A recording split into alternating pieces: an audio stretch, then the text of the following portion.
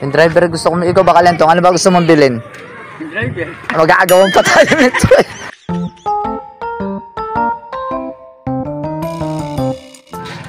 Pre, balita ko eh, bibenta mo raw yung tricycle mo. Kalentong, binibenta ba niya? Ha? Pero ang gusto kong talagang bilhin yung driver. Yung driver gusto kong, ikaw baka lentong, ano ba gusto mong bilhin?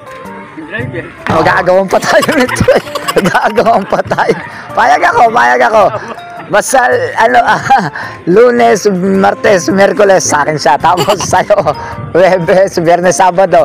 Yung Linggo, pahinga, sa asawa niya yun, ano? Oh.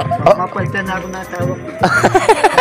Hindi ka mapalitan. Yung tricycle, hinihimas ko yung asawa. Hindi na. Buti pa yung tricycle na pupunasan mo ng ganyan eh. Yung mukha ng misis mo eh. Pangalan na punasan. Ayun eh. Talaga na. Wala na natin. Ambi. Kalentong. Saan ka punta?